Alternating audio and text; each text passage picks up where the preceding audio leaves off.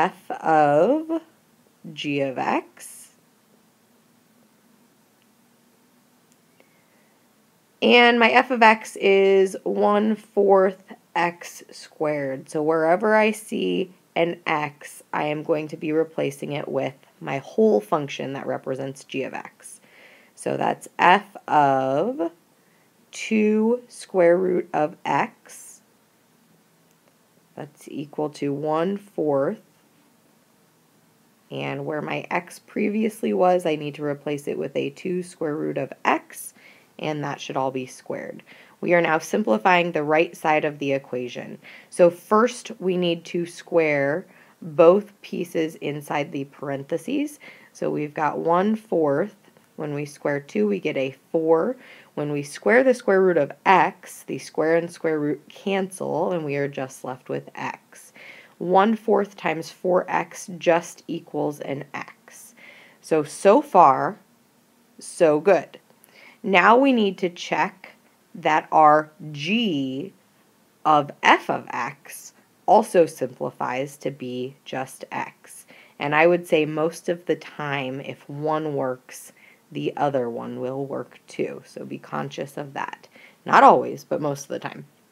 So g of f of x, our g of x function was 2 square root of x. So anywhere we have an x, we're going to replace it with the whole f of x function, which our f of x function is 1/4 x squared. And we still have to include the square root because that's part of the skeleton we're dropping it into. So 1/4 x squared replaces what we previously had. So now we need to go through and simplify the right side of our equation.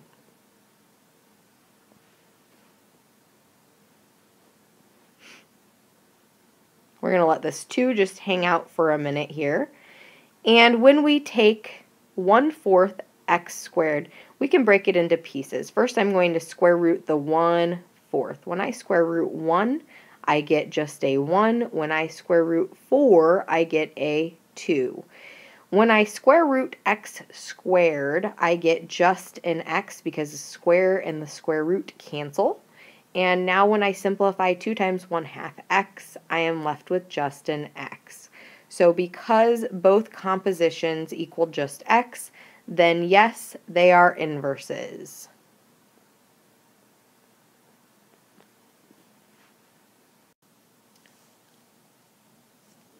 I would like you to finish up the lesson by trying C and D.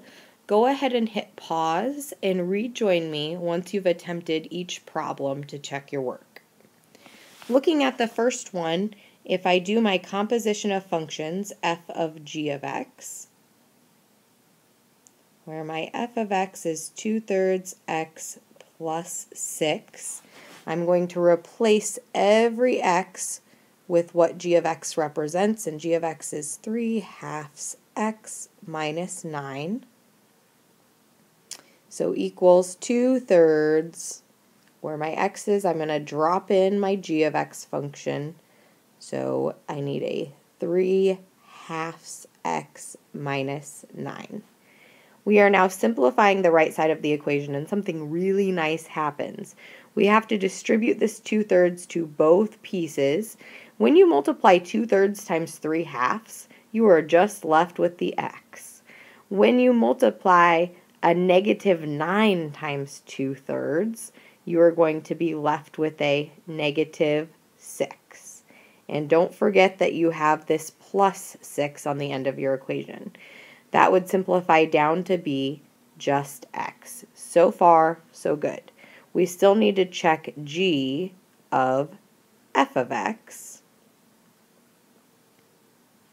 And when we do g of f of x, our g function is 3/2 x minus 9.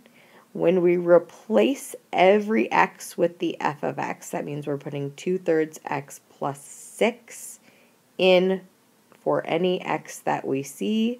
So 3/2 of 2/3 x plus 6 minus 9. And now we are simplifying the right side of the equation. So once again, we need to distribute the fraction on the outside to both pieces. If you take 3/2 times 2/3 x, you are just left with x. And if you take 3/2 times a positive 6, you are going to be left with a 9. So plus 9. And don't forget the minus 9 you also have. The 9's cancel, and you are once again just left with an x. So this first example, yes, they are inverses. And looking at D, if we start on D, checking f of g of x, and my f of x function is x squared plus 5. Anywhere that we see an x, we are going to drop in our g of x function. So square root of x minus 5 is what our g of x function is. And I'm going to fill out my skeleton first and now drop in my square root of x minus 5 where the x previously was. Simplifying the right side of the equation, when you have square root of x minus 5 squared, because of the minus sign in the middle, you have to actually take square root of x minus 5 times square root of x minus 5, and then we're going to have to add 5 to that. We're going to have to FOIL, so multiplying the first two terms, square root of x times square root of x just gives you an x. When we multiply the outside two terms, we get a minus 5 square root of x. The inside two terms, we get a minus 5 square root of x. In the last two terms, we get a plus 25. And don't forget about this plus 5 that we still have sitting on the outside. Now when we combine like terms, that leaves us with an x minus 10 square root of x's plus 30. There is no way that all of this equals just x. So that means f of x and g of x are not inverses.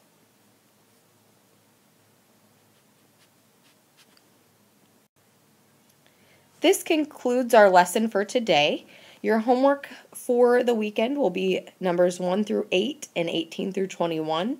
Please note you do not need to state the domain and range. Check your work for accuracy. And remember, on Monday in the homework line, I will be checking yesterday's homework as well as today's homework. So please be prepared with that. Thank you.